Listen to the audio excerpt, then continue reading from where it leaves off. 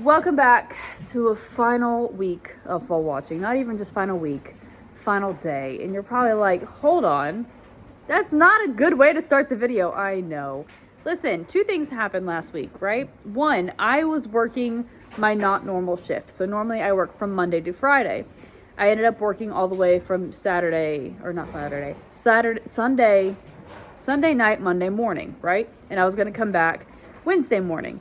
And I'd said one or two things are going to happen. Either A, she's going to fold before Wednesday, or B, she is going to drag it out a whole nother week, and we're going to be here all week. She went with the first option. And fold on my night off, which is not normally my night off, which means I would have been here under normal circumstances. But we switched days. So, obviously, I'm going to introduce you to Kiddo. We're going to say hello to our final baby of the year. And then I'm going to do a little wrap up, give you the numbers of all the kiddos we've had, and just kind of do a brief glance over of what to expect from now on. Because obviously, foaling season's over, and we're not going to have any more babies until next year. Obviously, I still have babies here. So we're gonna we'll get on to that. Let's say hello to our final child of the year. Oh, now we're taking a nap. I'm sure that's not gonna last too long. Oh, good morning. But we now have a Nyquist colt. I don't remember if I mentioned it here or not, but I didn't think he was gonna be too big. He's definitely big. Surprisingly big. I'm not sure entirely how he was fitting inside a mom, but he must have been doing something, because I was like, for sure this kiddo is going to be small. He's not small. Not in the least bit. We're getting there. Look at that. That's not small at all. Look at all those legs. And like, he's got bone to him too. Like, he's a solid kid. Yeah, like he is, what is today? Thursday? Today's Thursday morning. So he's been alive for 48 hours-ish? Maybe not even like that. Like, that's a big kid. He's like, heck yeah, I am. Anyway, obviously, he's doing phenomenal. He's doing wonderful and great. Part of the reason I will be on night shift for just a little bit longer is obviously the first week of baby's life. That, like, if they're gonna get sick, if they're gonna do something stupid, that is when it's gonna happen. And so obviously I'm gonna stay on nights up until he's a little bit older, just so we're in the clear. And also, if we remember Crab from last week, Crab had been in some bandages. And then he got them taken off. And obviously, he's a growing baby. Their body is still doing things. And his body was super dysfunctional when he was born. And we were working on it to get it functional. And obviously, because he's growing and things, his body still occasionally wants to do dysfunctional things. And so he's back in a leg wrap with one of the legs. And so I'm also here just to keep an eye on him, make sure everything's still good, and make sure new kiddo is happy and healthy. Well, obviously he is. I mean, this is a strong kid. Like, you should look at that. That's a big baby. I did not think he was going to be that big at all.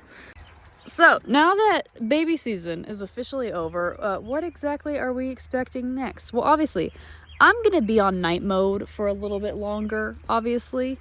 I think at best about a week, maybe two, if we're really going to push it. But once I'm back on day shift mode, you're going to still see the babies. You're actually going to see the older babies much more often, considering, I'll be alive during the daytime now.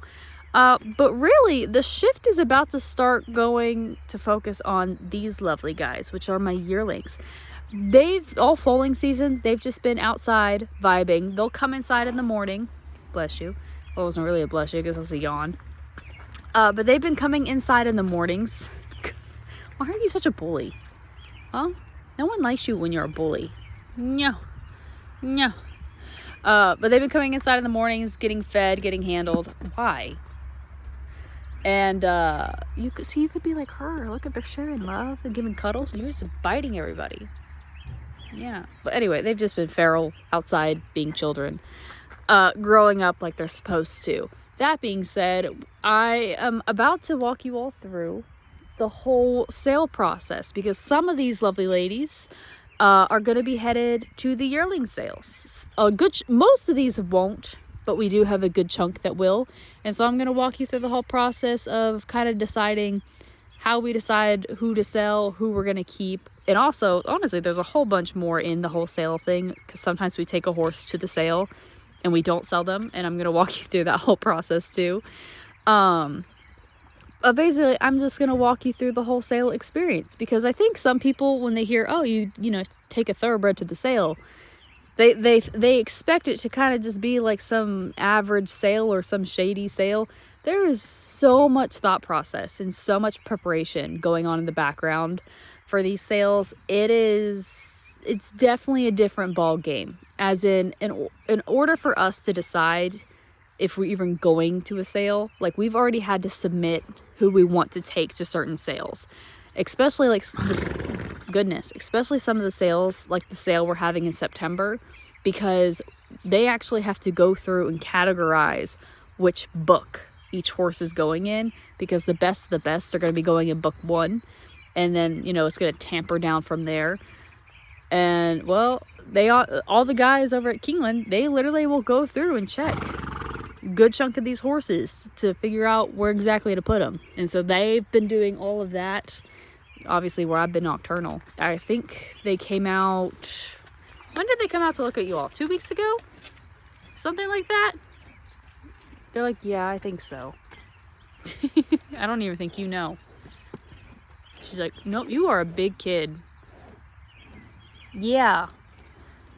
All of you are big kids. This is actually my personal filly. Yes, this is my Tom Stay Tall. I will say, she's probably one of the prettier Tom Stay Talls that I've seen.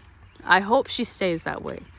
She definitely has a lot more body and size compared to some of them, which has surprised me a little bit. Will you quit being mean to everybody?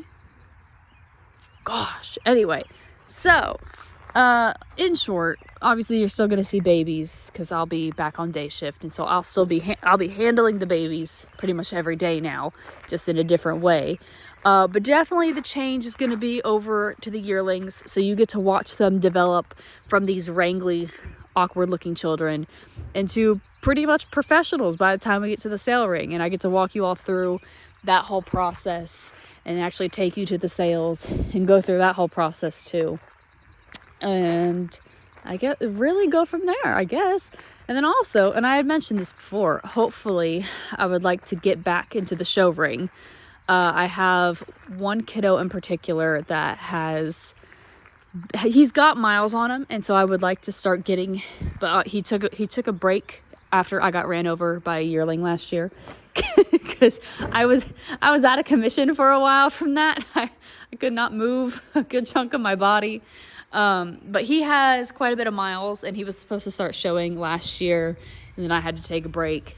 And then we moved, and chaos was happening, and then, well, life, you know. Anyway, so I hope to have him in the show ring toward the end of the summer, and then hopefully start thinking about potentially finding him a home either fall or spring of next year, because he was something that a client sent here with the hopes of maybe making him a hunter for their daughter. And I was kind of optimistic in the beginning, but I definitely, the more and more I work him, the more I'm just like, he's going to be a little bit too much. I think he's better suited as an eventer than a hunter.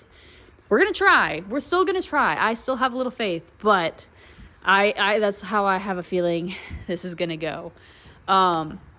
And also, I've very openly talked about, I do plan on doing like an OTTV series in general, as in going through and talking about like what to look for if you want to buy one, and what to think about in preparation and first rides and nutrition and all that stuff. And that's all stuff I've been kind of like taking notes and working on and making like lists of stuff in preparation all through foaling season. I just haven't actually filmed anything yet because, well, foaling season was a lot more chaotic this year than normal. It was a great year, don't get me wrong. I feel like this was a very good foaling season. I feel, especially for you all, where this was kind of your first journey into seeing a foaling season here in general.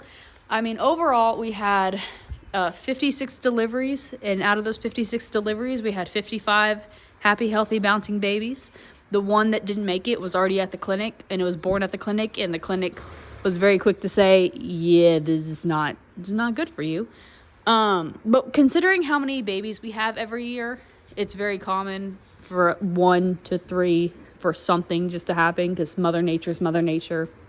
And no matter what you do, sometimes you can't play God for everything. You know, you're going to lose sometimes. I mean, overall, like, you know, I feel like this was a very good season for you all to come into. And, I didn't tell you my final filly colt counts, because that's always something people want to know. So out of the 55 babies that we had 31 colts and 24 fillies. So the colts definitely won this year, which, let me tell you, I'm definitely a filly person. So, and when we get to sale prepping, you'll see why I'm a filly person. Fillies can definitely be tougher than colts, but sometimes they just have more brain cells, man. It's just the brain cells that I'm just like, fillies. Anyway, so unfortunately, it is a fairly boring video for this week, but we have happy, healthy final baby, happy, healthy babies. We're gonna vibe on vampire mode to keep making sure that these kiddos remain happy and healthy in the meantime. And then once we switch to day shift, we're gonna catch up with some of these older babies. And then we're also gonna start saying hello to these yearlings. And we're going to watch them grow from these gangly little creatures to professionals. And we pretty much get to start it all over again, because by the time sales end, the last sale goes through in November. And then, January starts foaling season all over again. It's just a never ending cycle. Anyway, so if you're going to stay with us all through the yearling sale prep, then stick around. But if you're going to dip and you're going to show up next foaling season, we will see you next foaling season.